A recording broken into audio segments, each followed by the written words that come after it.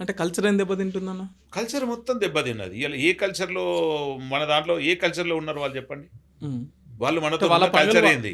వాళ్ళు మిమ్మల్ని ఇవాళ మనం చేయమనట్లే. తినే వాళ్ళు తిండి వాళ్ళు చేసుకుంటున్నారు. వాళ్ళు చేసుకుంటారు. ఇవాళ ఎగ్జాంపుల్ ఇలా మార్వాడీస్ తినేది. కనీసం ఇయాల మనకు అక్కడికెళ్ళి ఏదో తీసుకొచ్చి ఆశీర్వాద్ పిండి ఉంది గదా! ఆశీర్వాద్ పిండి రియల్‌గా దాని ధర వేరుంటది. వాళ్ళు తెచ్చేది వేరు. పైన కవర్లు మాత్రమే వీళ్ళు ప్రింట్ చేస్తారు. పిండి మొత్తం గుజరాత్, రాజస్థాన్‌కెళ్ళి తెప్పిస్తారు. ఎందుకంటే అక్కడ గోధుమలు హ్మ్. ఎక్కువ పండుతాయి కాబట్టి వాళ్ళు ఆ రకంగా పెడుతున్నారు. అవును. మనోళ్ళు కేవలం పైన కవర్ చూసే తింటున్నారు. దానివల్ల లాభమెంత, నష్టమెంత, రోగమెంత ఇవన్నీ ఎవరు చూడట్లేదు. కల్తీ వ్యాపారాలు కూడా కల్తీ జరుగుతున్నాయి. దో నంబర్ దందాలో విపరీతంగా. హ్మ్. నేను మొన్న ఊరికే అనుకుంటా మా ఫ్రెండ్‌తోని ఒక రోజు అన్నా, హ్మ్. అరే గవర్నమెంటు అసలు ఇన్వాల్వ్ అయిపోయి ముఖ్యమంత్రి గారు మొత్తం అందరికి విజిలెన్స్‌ని పంపించేస్తే ఇయాల ఎన్ని ఎలక్ట్రికల్ షాపులు ఉన్నాయో మార్వాడేసి, ఆ ఎలక్ట్రికల్ షాపులు చెక్ చేస్తే తెలుస్తది. ఓకే. ఇయాల మన ఆఫీసులు కాలుతున్నాయి, గోడౌన్లు కాలుతున్నాయి అంటే కారణం షార్ట్ సర్క్యూట్. షార్ట్ సర్క్యూట్ కారణం ఏంది? ఈ దొంగ వైరు. దో నంబర్ మాలే కదా అది. అంటే వాడికి లాభం వస్తుంది, మనకు కొంపలు కాలుతున్నాయి. ఇవాళ ఇళ్ళల్లో కూడా షార్ట్ సర్క్యూట్ వస్తుంది. మనం పోతున్నాం షాప్ కనడంగానే కొనుక్కొస్తున్నాం. దాన్ని మంచి చెడు ఏం చూస్తలేం. మార్వాడి ఎట్లా అంటే మేడిపండు అనమాట. పుట్ట విప్తేనే పురుగులు కనబడతాయి, లేకపోతే మేడిపండు ఫుల్ ప్యాక్. ఆ ప్యాక్ చూసి మన వాళ్ళు మోసపోతారు. ఇయ్యాల గ్యాస్ పైపుల కాడికెళ్ళి, గ్యాస్ స్టవ్ల కాడికెళ్ళి ప్రతి వ్యాపారంలో, ప్రతి రంగంలో మీరు వచ్చిర్రు. మీరు రండి సంతోషమే. కానీ మీరు ఇప్పుడు ఈ వ్యాపారంలో పోటీ పడ్డప్పుడు మార్వాడి వాని షాప్ ఉంటుంది. మార్వాడోడు కోడిగుడ్డు అమ్మాడు తెలుసా మీకు ఆ విషయం? అవును. అంటే నువ్వు వెజిటేరియన్. మరి నువ్వు వెజిటేరియన్ దగ్గరే ఉండాలి. తెలంగాణ అంటే నాన్ వెజ్. అంతే మన పోషమ్మ కళ్ళు పోసి పోషమ్మ కోడి కళ్ళు, కొత్తనే కోడి మెచ్చుతది. కోయకపోతే ఏ దేవత ఒప్పుకోదు, ఏ దేవుడు ఒప్పుకోడు మనకు. అవును. నువ్వు గుడ్డు అమ్మవు. అంటే నీ ఆధిపత్యతనమే కదా. తర్వాత నువ్వు కొను కోయవు. చికెన్ షాప్లో నువ్వు ఉండవు, మటన్ షాప్లో నువ్వు ఉండవు, కళ్ళు ఎక్కే కాడ నువ్వు ఉండవు, కళ్ళు దింపే కాడ ఉండవు. కానీ బగ్గా వేయించి మాత్రం మార్వాడు ఉంది ఓకే. హ్యాబిట్స్లో. ఆ!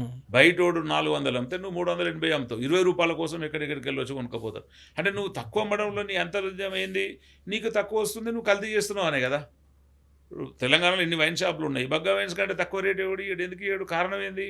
వాడికి ఎక్కడి నుంచో లాట్లాడి దింపుతున్నాడు, ఏదో చేస్తున్నాడు, ప్రజలను నాశనం చేస్తున్నారు. మనోళ్ళు సత్యాయితీగా రూపాయి వచ్చినా రూపాయి రాకపోయినా, భార్య మెడలో పుస్తలు అమ్మినా, వ్యాపారంలో దిగజారిపోయినా కల్తీ మాత్రం చేయడు తెలంగాణోడు. ఆ విషయంలో తెలంగాణ ప్రజలకు నమ్మకం ఉంది. తెలంగాణ రక్తంలో అది ఉంటుంది, డిఎన్ఏలో. నేను మోసం చేసి బతకొద్దు అనేది తెలంగాణోడి పద్ధతి. మరి దీనికి వ్యతిరేకంగా గుజరాత్ మార్వాడి నడుస్తుంది. బీజేపీ వాళ్ళంతా ఇది హిందుత్వం మీద దాడి, హిందువులను చీల్చే ప్రయత్నం చేస్తున్నారు అని చెప్పేసి మాట్లాడుతున్నారు. హిందువులను చీల్చే ప్రయత్నంలో రాజా సింగ్, మాధవీలత మాట్లాడితే ఈ ఎట్లా నవ్వుకోవాలో, దేంతో నవ్వుకోవాలో అర్థం కాని పరిస్థితి. ఇవాళ హిందువులకును ఈ విషయానికి గొడవ ఏం తప్ప చెప్పు. ఇవాళ మరి హిందువులు అంటే నువ్వు పెట్టిన షాపులో హిందువులే కొనాలా?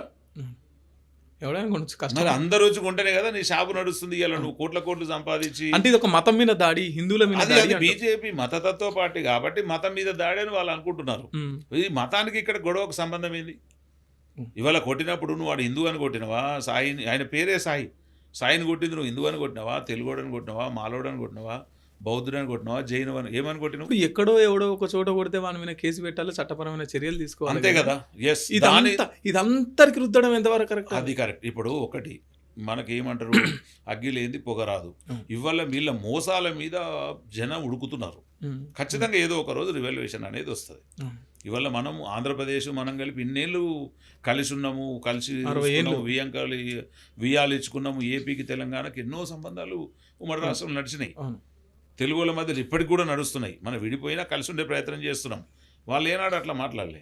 కానీ వీళ్ళ మాట్లాడే అహంపూరిత భావంతో కావచ్చు, లేకపోతే డబ్బు మదం ఎక్కువై ఇట్లా మాట్లాడుతున్నారు తప్ప, ఇప్పుడు వీళ్ళ కొట్టాటలో కూడా పాపం సామాన్య మార్వాడీలు అయితే బలైపోతున్నారు. ఎక్కడన్నా ఊర్లో వెళ్ళి చివర్లో పెట్టుకున్నప్పుడు వాడు అన్న, మామ, తమ్మి అని కలుపుకొని వ్యాపారం చేసుకుంటుండు. వీళ్ళ ఊర్లలో ఇవాళ నాకు అప్పుడు పంపించారు, ఏదో కామారెడ్డిలో కూడా ఒక షాపు దగ్గర పెట్టేశారు, జ్యువెలరీ షాప్.